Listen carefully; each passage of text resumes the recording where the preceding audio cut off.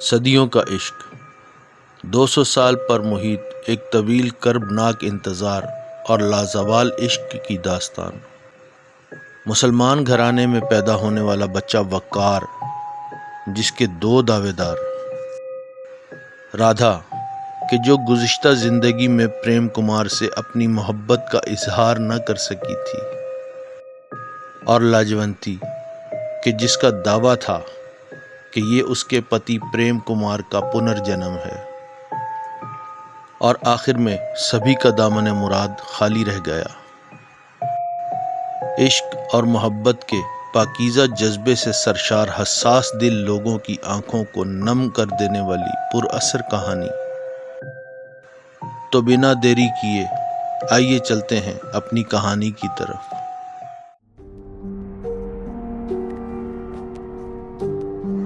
السلام علیکم، سبسکرائب کیجئے اور بیل آئیکن پریس کر دیجئے تاکہ ہماری آئندہ آنے والی کہانی کی اطلاع آپ کو بر وقت موصول ہو سکے۔ شکریہ۔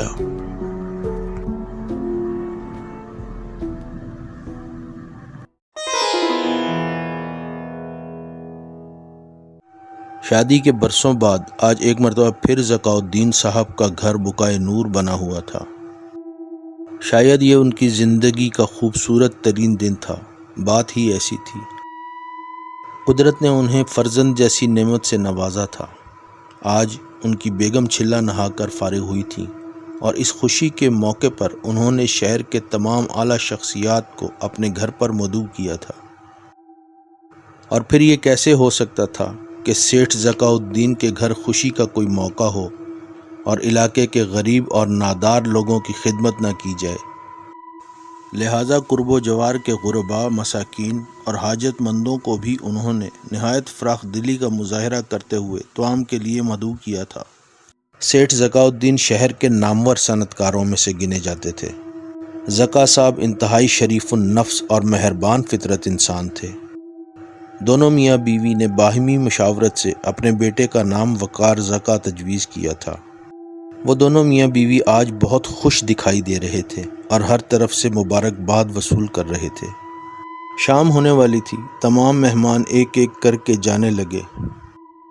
مہمانوں کو وداع کرنے کے بعد ذکاء الدین اور ان کی اہلیہ واپس کمرے میں آئے تو وقار اپنی پریم میں اپنے نرم و نازک کھلونوں کے درمیان کلکاریاں مار رہا تھا، جبکہ ایک بڑھیا وقار کے سرہانے کھڑی وقار کو محبت پاش نظروں سے دیکھ رہی تھی۔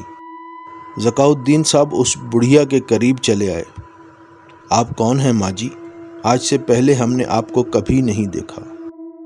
وہ بوڑھی عورت کپکپاتی آواز میں بولی، بہت طویل اور دور کا سفر کر کے اپنے پتی کو دیکھنے آئی ہوں۔ یہ آپ کیسی باتیں کر رہی ہیں؟ مسز ذکا سخت لہجے میں بولی۔ آپ چلی جائیں یہاں سے۔ بڑھیا نے فلک شگاف کہکہا لگاتی ہوئی بولی، ہاں اب مجھے جانا ہی چاہیے۔ ایک دن میں دوبارہ لوٹ کر آؤں گی اور اپنے پتی کو اپنے ساتھ لے جاؤں گی۔ یہ کہہ کر وہ بڑھیا کمرے سے نکلی اور راہداری عبور کرتے ہوئے گھر کی 4 دیواری سے باہر نکل گئی۔ کوئی پاگل لگتی تھی، ذکاء الدین صاحب نے بڑھیا کے چلے جانے کے بعد کہا۔ وقت اپنی مخصوص رفتار کے ساتھ محو پرواز رہا۔ دن ہفتوں، ہفتے مہینوں اور مہینے سالوں میں تبدیل ہوتے چلے گئے۔ اس دوران ذکاء الدین صاحب کا کار کے حادثے میں انتقال ہو چکا تھا۔ وقار اب 20 سال کا خوبصورت اور کڑیل جوان بن چکا تھا۔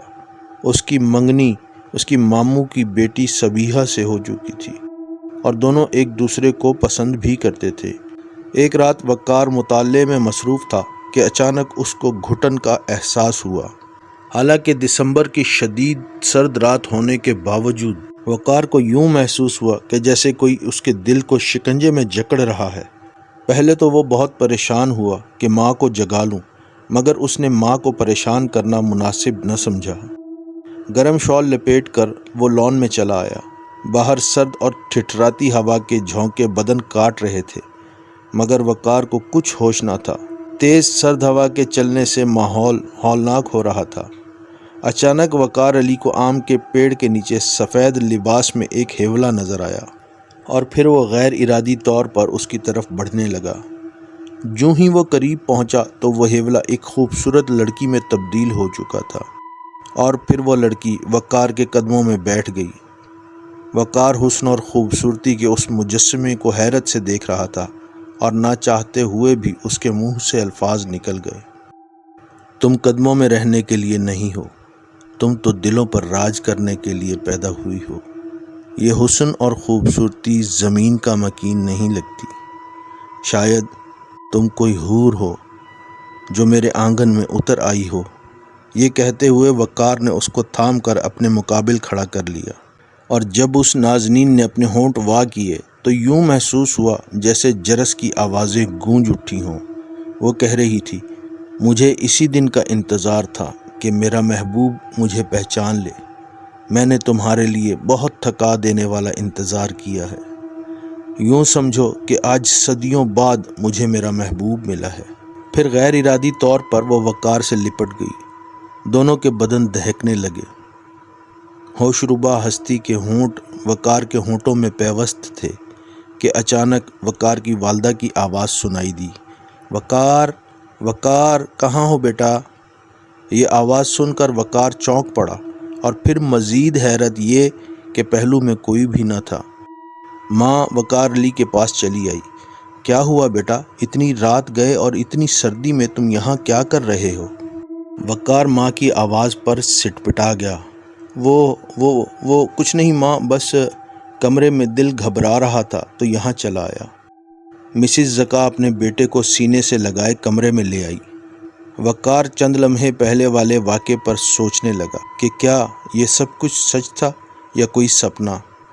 اگر سچ تھا تو وہ اچانک کہاں غائب ہو گئی، اور اگر سپنا تھا تو نہایت ہی حسین سپنا تھا۔ وہ اس حور فردوس کا تصور دل میں سمائے سو گیا۔ صبح وقار دیر تک سوتا رہا۔ اس کی آنکھیں شور کی وجہ سے کھل گئیں۔ اپنے سامنے اپنی منگیتر کو دیکھ کر وہ کھل اٹھا۔ صبیحہ اس کے قریب آن بیٹھی۔ کیسے ہو کزن؟ سنا ہے رات تمہاری طبیعت ناساز ہو گئی تھی۔ وقار مسکرا اٹھا، ارے نہیں، میری طبیعت کو کچھ بھی نہیں ہوا۔ امی جان تو ایسے ہی ہر بات کو سنجیدہ لے لیتی ہیں۔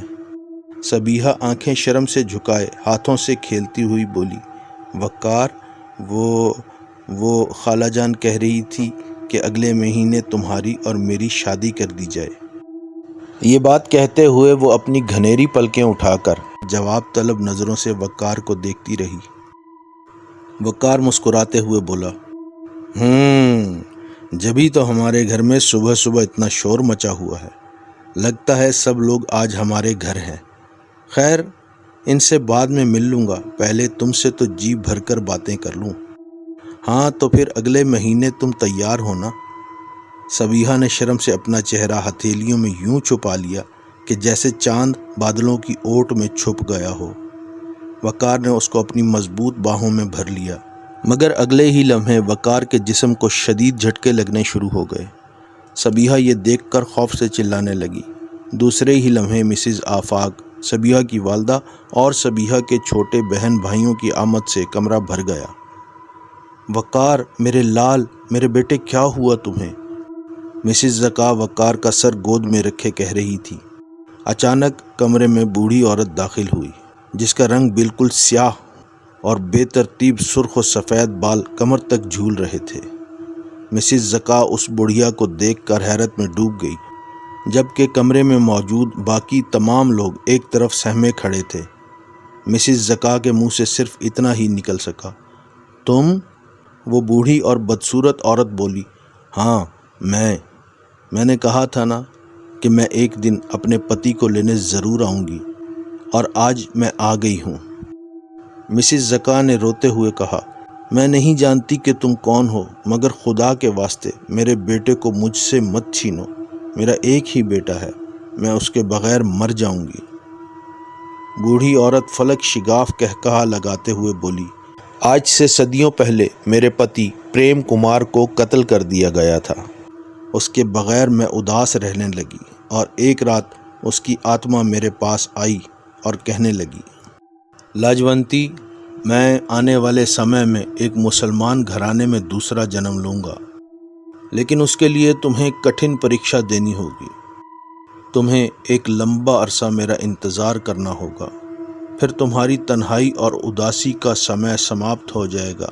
البتہ اس بات کا دھیان رکھنا کہ جب میرا جنم ہو تو اس وقت تمہارا مجھ سے ملنا اس پریکشا کی کڑی ہے، ورنہ تم ہمیشہ کے لیے مجھے کھو دو گی۔ لیکن اگر تم نے میرے جنم لینے پر مجھے ڈھونڈ لیا تو پھر میرے جوان ہونے کے بعد تمہیں ادھیکار ہوگا کہ جب میں جوان ہو جاؤں تو تم آ کر مجھے اپنے ساتھ لے جاؤ۔ لہٰذا آج میں اپنے پتی کو لینے آئی ہوں۔ اچانک وقار کے جسم کو جھٹکے لگنا بند ہو گئے۔ وہ پھٹی پھٹی نظروں سے چاروں طرف دیکھنے لگا۔ تب اس کی نظر بوڑھی عورت پر پڑی تو اس کے ہونٹ ہلنے لگے۔ تم آ گئی ہو لاجونتی، تمہاری طرح میں بھی اداس رہتا تھا، مگر اب جو جنم میں لے کر آیا ہوں اس میں فنا نہیں ہے۔ ہاں لاجونتی، اب ہم کبھی جدا نہیں ہوں گے۔ یہ سن کر لاجونتی وقار کی طرف دیوانہ وار بڑھنے لگی۔ اچانک اس کے جسم کو جھٹکے لگنے شروع ہو گئے، جس کی وجہ سے وہ لڑکھڑا گئی۔ اسی دوران وقار بے ہوش ہو کر بستر پر گر پڑا۔ بوڑھی لاجونتی کے چہرے پر غصے کے آثار نمایاں تھے اور وہ کہنے لگی، میں جانتی ہوں رادھا تم یہاں موجود ہو، مگر یاد رکھو پریم کمار میرا ہے اور میں اس کو لے جاؤں گی۔ یہ کہہ کر بوڑھی لاجونتی وہاں سے غائب ہوگی۔ تب وقار اچانک اٹھ بیٹھا اور سب لوگوں کو اپنے کمرے میں پا کر حیران رہ گیا۔ خیریت تو ہے؟ آپ سب لوگ یوں حیرانگی سے مجھے کیوں دیکھ رہے ہیں؟ مسز زکا اور صبیحہ جلدی سے وقار کے قریب آ بیٹھیں اور مسز زکا نے اس سے پوچھا، وقار تمہیں کیا ہو گیا تھا بیٹے؟ وقار حیران ہو کر بولا، مجھے؟ بھائی میں تو بالکل ٹھیک ہوں، مجھے کیا ہونا تھا؟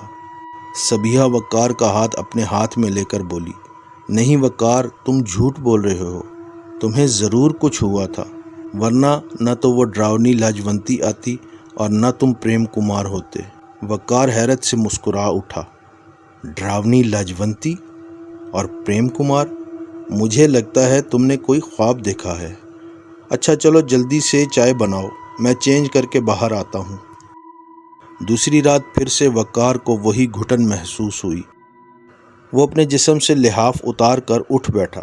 اچانک کل رات والا سفید ہیولا کمرے میں داخل ہوا۔ پہلے تو وقار کو حیرت ہوئی کہ دروازہ کھڑکیاں بند ہونے کے باوجود وہ ہیولا کمرے میں داخل کیسے ہوا، مگر اس ہیولے کو خوبصورت لڑکی کے روپ میں بدلتے دیکھ کر وقار سب کچھ بھول گیا۔ وہ اپنی جگہ پر کھڑا کل والی لڑکی کو دیکھ رہا تھا۔ لڑکی باہیں پھیلائے کھڑی تھی اور وقار آنکھیں جھپکائے بغیر اس کی طرف دیکھنے لگا۔ جو ہی وہ اس کے قریب پہنچا تو اس نے وقار کو اپنی باہوں میں بھر لیا۔ پھر وہ دھیرے دھیرے وقار کے قدموں میں بیٹھنے لگی۔ مجھے اپنے چرنوں سے جدا نہ کرنا پریم، لاجونتی نہیں چاہتی کہ تم میرے بنو، تم بے شک میرے نہ بنو، تمہارا شریر میرا نہ سہی، مگر اپنی سانسوں میں تو مجھے بسا لو۔ وقار بھی اس کے قریب بیٹھ گیا اور انگلی کی مدد سے اس کے حسین چہرے کو اوپر اٹھایا اور اس کی گہری آنکھوں میں جھانکتے ہوئے بولا، تمہاری مدہوش کر دینے والی جوانی، تمہاری جھیل سی گہری آنکھیں، ساون کی گھٹاؤں جیسے گیسو، بل کھاتی ہوئی ناگن کی طرح زلفیں، تمہارے گلاب کی پنکھڑیوں جیسے ہونٹ اور کانوں میں رس گھولتی ہوئی شیریں آواز، بھلا جدا کر دینے والی ہیں۔ یہ سنتے ہوئے وہ مجسمہ حسن وقار کی ہتھیلیوں سے اپنے چہرے کو چھپائے آنسو بہا رہی تھی۔ میں تمہاری جدائی برداشت نہیں کر سکتی پریم، یہ 2 صدیاں پتہ نہیں میں نے کس طرح بتائی ہیں، صرف اس آشا پر کہ تم دوسرا جنم ضرور لوگے اور دوسرے جنم میں تم میرے ہوگے، صرف میرے۔ یہ کہہ کر وہ مزید آنسو بہانے لگی۔ تب وقار نے کہا، اب تم آنسو نہیں بہاؤ گی، تمہارے رونے اور انتظار کے دن اب چھٹ چکے ہیں۔ کیا میں تمہارا نام پوچھ سکتا ہوں؟ وہ حیرت ناک نظروں سے وقار کو دیکھنے لگی۔ تم میرا نام تک بھول گئے ہو پریم؟ اس میں تمہارا کوئی دوش نہیں ہے، کیونکہ تم پر لاجونتی کا جادو چڑھ چکا ہے۔ میں رادھا ہوں پریم، اور ابھی رادھا کا فکرہ مکمل بھی نہیں ہوا تھا کہ وقار کے کمرے کے دروازے پر دستک ہوئی۔ دستک کی آواز سن کر رادھا کمرے سے غائب ہو گئی۔ وقار کو جیسے ہوش آ گیا، اس نے آگے بڑھ کر دروازہ کھولا۔ سامنے سبیحہ کھڑی تھی۔ کس سے باتیں ہو رہی تھی کزن؟ وقار نے اندر آنے کا راستہ چھوڑا تو سبیحہ نے اندر داخل ہوتے ہوئے کہا، دیکھ لو، کمرے میں اگر کوئی موجود ہے تو تمہیں اپنے سوال کا جواب مل جائے گا، ورنہ یہ تمہارا وہم ہو سکتا ہے، وقار نے کہا۔ سبیحہ وقار کے قریب آ کر بولی، جانتے ہو وقار، میں تمہیں کس قدر چاہتی ہوں، اس قدر کہ تم تصور بھی نہیں کر سکتے۔ بس وقار، تم مجھے جلدی سے اپنا لو تاکہ میں اپنا باقی جیون تمہارے سنگ گزار سکوں۔ اتنے میں وقار کے کانوں میں رادھا کی سرگوشی ابھری،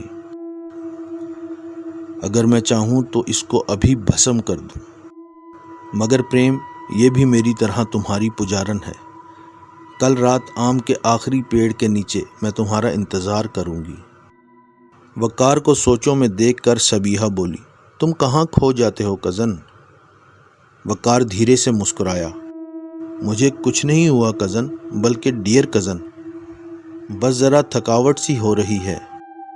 وقار نے بستر سے اٹھنا چاہا، لیکن سبیحہ اس کو دوبارہ بستر پر دھکیل کر بولی، اگر تھکاوٹ ہے تو تمہیں آرام کرنا چاہیے، اور ہاں، جلدی اٹھنے کی قطعاً کوئی ضرورت نہیں، تم مکمل آرام کرو، اور اگر تم اٹھے تو تمہاری خیر نہیں۔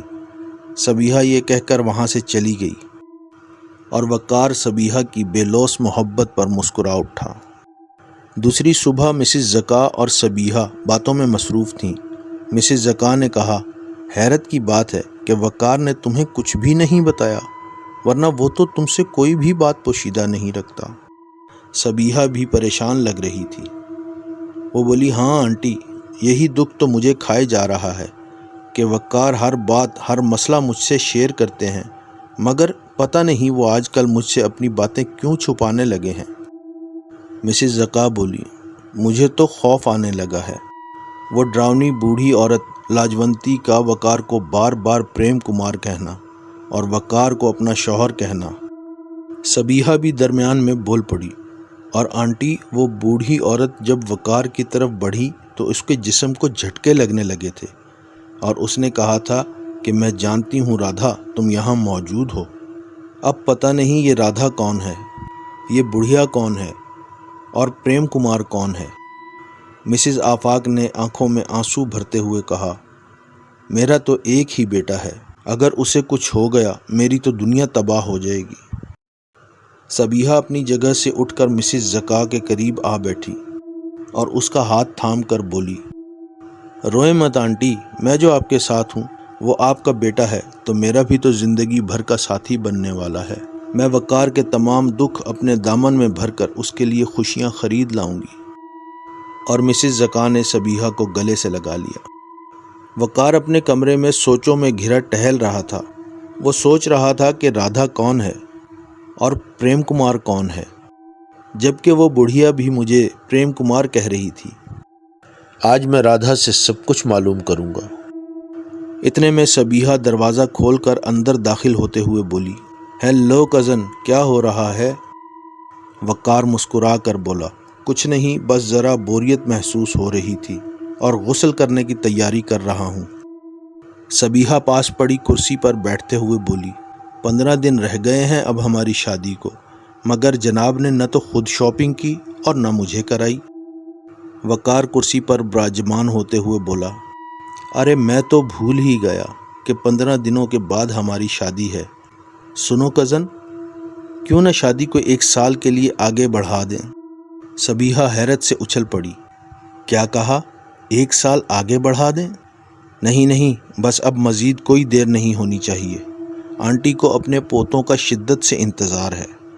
وہ وقار کے قریب آ گئی، یاد ہے وقار، ہم نے کہا تھا کہ اگر ہمارا بیٹا ہوا تو ہم اس کا نام فہد رکھیں گے، اور اگر بیٹی ہوئی تو اس کا نام روشین رکھیں گے۔ وقار تنگ سا ہو کر کرسی سے اٹھا اور یوں گویا ہوا، مجھے کچھ یاد نہیں۔ صبیحہ بھی کھڑی ہوئی۔ کیا کہا وقار، تمہیں کچھ یاد نہیں؟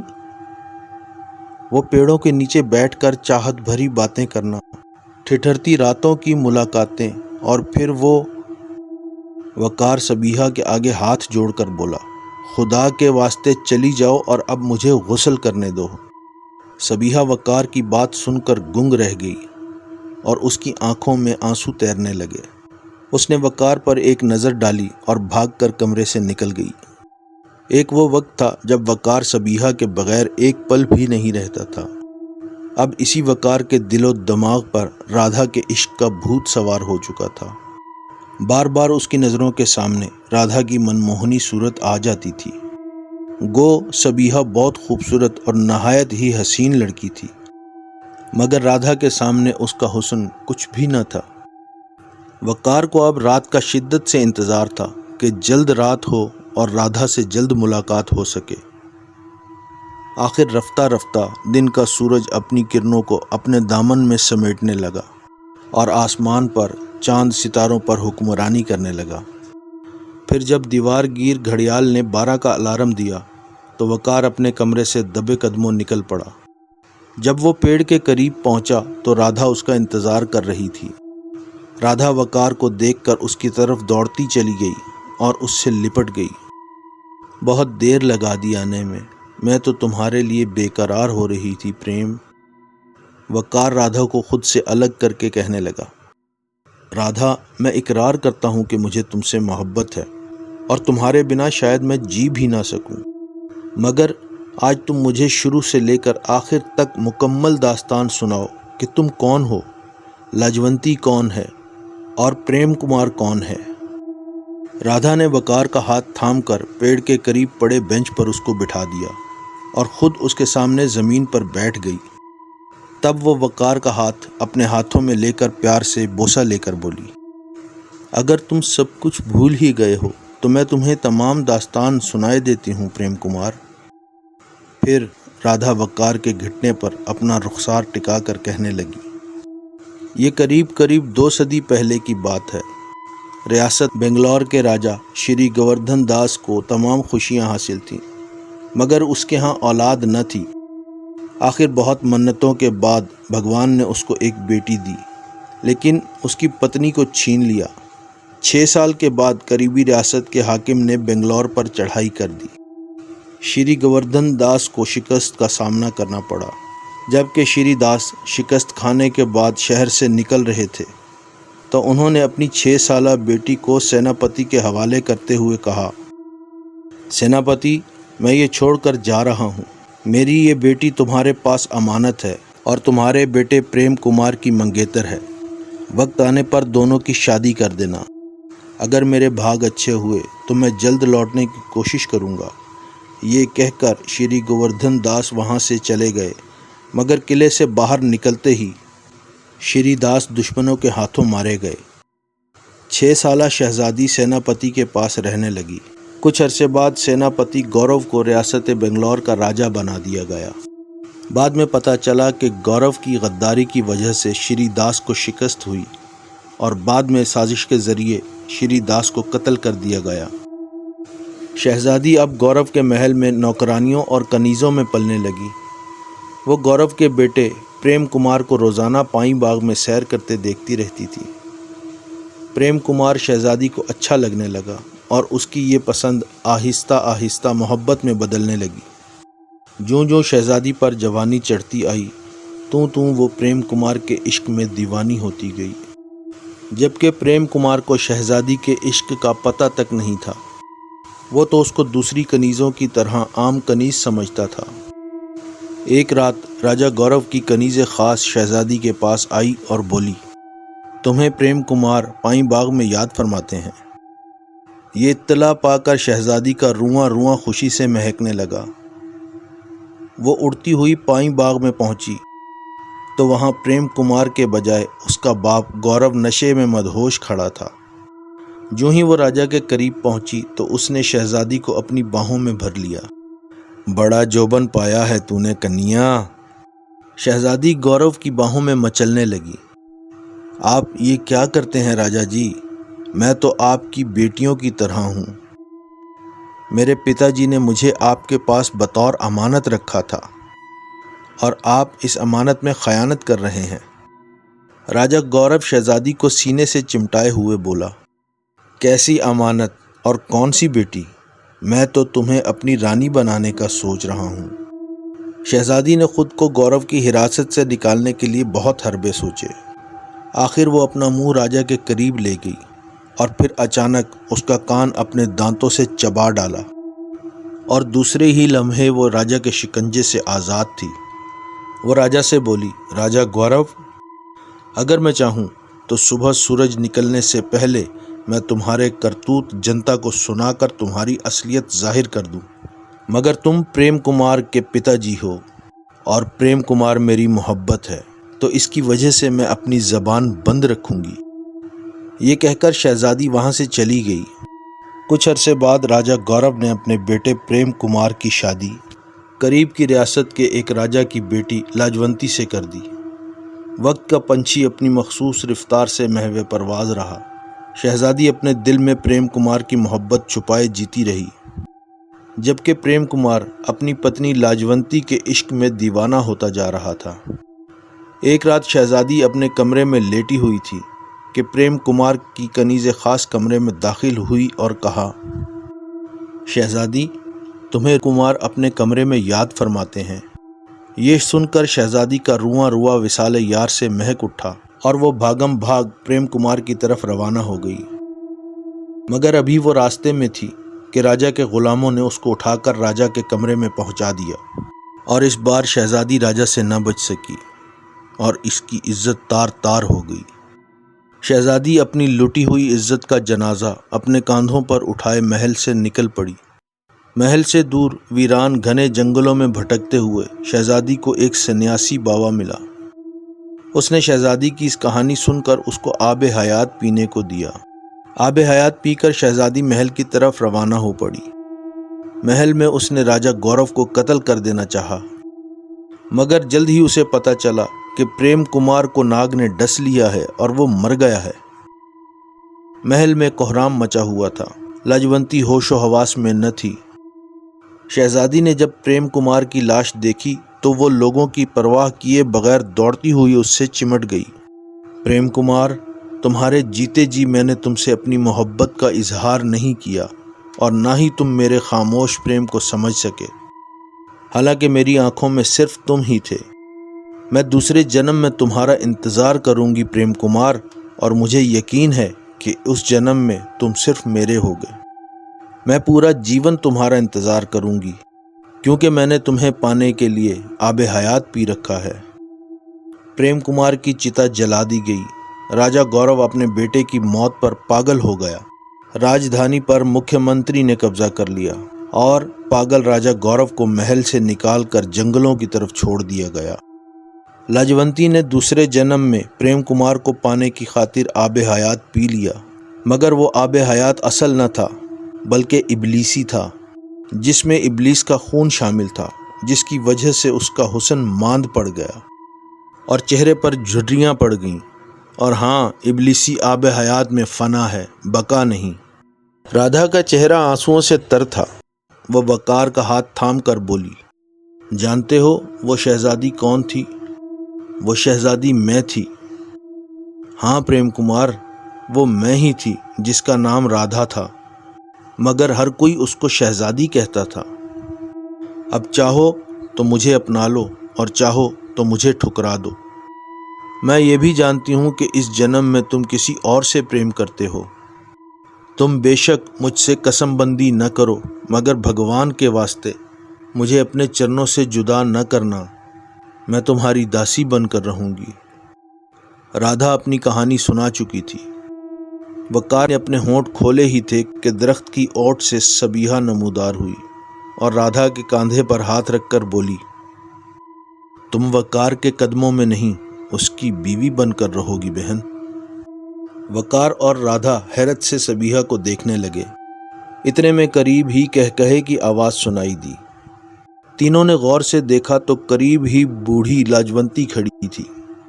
وہ اپنی مکروہ آواز میں بولی، پتی میرا ہے اور دعوے دار تم دونوں ہو رہی ہو۔ آج میں اپنے پریم کمار کو لینے آئی ہوں۔ کیوں پریم کمار؟ وقار نے منہ کھولا ہی تھا کہ سبیحہ نے آیت الکرسی جلدی سے پڑھ کر وقار کے منہ پر پھونک ماری، جس کے نتیجے میں وقار بولا، میں تمہارا پریم کمار نہیں ہوں، بلکہ میں وقار ہوں، وقار زکا، اور میں تجھ بڑھیا کو جانتا بھی نہیں۔ یہ سنتے ہی رادھا بول پڑی، اب تمہاری موت یقینی ہے، تم ابلیسی آب حیات پی کر سارا جیون زندہ نہیں رہ سکتی، اور اب تو پریم کمار، میرا مطلب ہے وقار نے بھی تمہیں پہچاننے سے انکار کر دیا ہے۔ لاجونتی فلک شگاف کہکہا لگاتے ہوئے بولی، میں پریم کی نہ ہو سکی، مگر یاد رکھو تمہیں بھی پریم کمار سے جدا کر دوں گی۔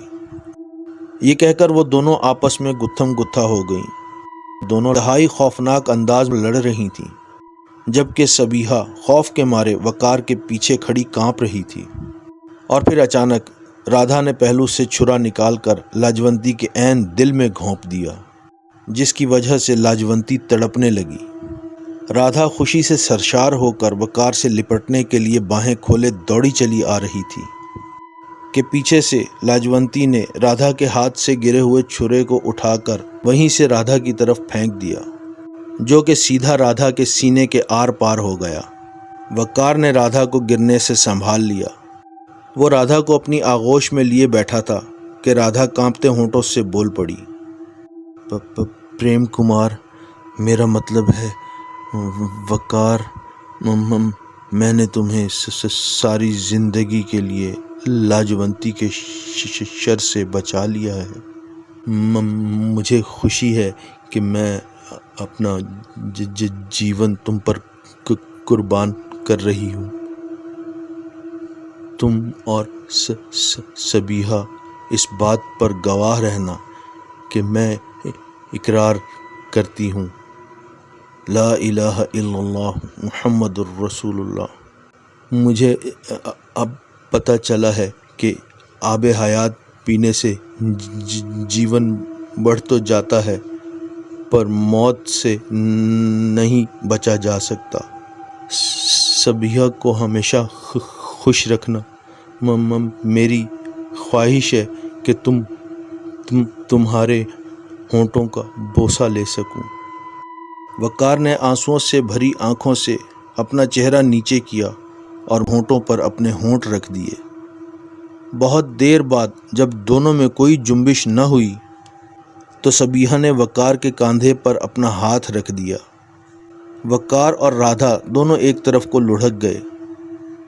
یہ دیکھ کر سبیحہ کی چیخ نکل گئی اور وہ وقار کو جھنجھوڑ کر زور زور سے کہنے لگی، وقار، وقار، تمہیں کیا ہوا؟ وقار، ہوش میں آؤ۔ سبیحہ کے چلانے پر وقار کی ماں بھی بھاگی چلی آئی۔ کیا ہوا؟ کیا ہوا میرے وقار کو؟ سبیحہ کے گلے میں سے کوئی آواز نہ نکلی تو وہ وقار کی طرف اشارہ کرنے لگی، اور وقار کی ماں اپنے بیٹے سے لپٹ گئی۔ وقار، میری جان، میرے بیٹے، میرے لال، دیکھو میں آئی ہوں تمہیں جگانے، تمہاری ماں آئی ہے۔ اگر تم نہ اٹھے تو تمہاری ماں مر جائے گی۔ میں نے تمہارے سر پر ابھی سیرے سجدے دیکھنے ہیں۔ میرے چاند، میری دنیا اجاڑ کر مت جاؤ، میرے چندہ مت جاؤ۔ مگر وقار ٹس سے مس نہ ہوا، اس کی ماں پر سکتہ طاری ہو گیا۔ سبیحہ آہستہ آہستہ وقار کی طرف بڑھی۔ اس کا ہاتھ ابھی بھی رادھا کے ہاتھوں میں تھا۔ وہ دونوں کے ہاتھوں کو بوسہ دے کر بولی، تم جیت گئی رادھا اور میں ہار گئی۔ شاید تمہاری لگن میری لگن سے زیادہ تھی۔ میری محبت ہار گئی اور تمہارا عشق جیت گیا، اور عشق محبت سے زیادہ طاقتور ہوتا ہے۔ رادھا، وقار کو میری دنیا سے لے جا کر اپنی دنیا میں تنہا نہ چھوڑ دینا۔ میں ایک دن وقار کو تم سے مانگنے آؤں گی، تم میرا انتظار کرنا۔ میں بہت جلد تم دونوں کے پاس آؤں گی، بہت جلد۔ تب وہ وقار کی ماں سے لپٹ کر رونے لگی۔ آج کئی برس گزر جانے کے بعد بھی سبیحہ وقار کی ماں کے پاس رہ رہی ہے۔ گھر کے لان میں رادھا اور وقار کی قبریں ساتھ ساتھ بنائی گئی ہیں۔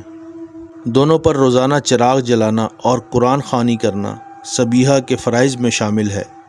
سبیحہ کے لیے بہت سے رشتے آئے، مگر اس نے یہ کہہ کر انکار کر دیا کہ میری شادی وقار سے ہو چکی ہے۔ شادی کے لیے ضروری نہیں کہ جسموں کا ملاپ ہو، یہ تو دو روحوں کے ملاپ کا نام ہے، اور ہم دونوں کی روحیں روزانہ ملتی ہیں۔ سبیحہ محبت کے دائرے سے نکل کر عشق کی حدود میں داخل ہو چکی تھی، تاکہ وہ اپنے وقار کے پاس جلد پہنچ سکے، اور یقیناً وہ وقار کے پاس جلد پہنچنے والی ہے، کیونکہ ڈاکٹروں کے مطابق سبیحہ خود اپنی زندگی کو اندر ہی اندر دیمک کی طرح چاٹ رہی ہے، اور جلد ہی وقار کے پہلو میں ایک اور قبر کا اضافہ ہو جائے گا۔ کہانی یہاں اختتام کو پہنچی۔ ہمیں امید ہے کہ آپ کو ہماری یہ کاوش پسند آئے گی، اور ہمیشہ کی طرح آپ سے گزارش ہے کہ ہمارے چینل کو لائک، سبسکرائب اور شیئر ضرور کیجیے گا۔ شکریہ۔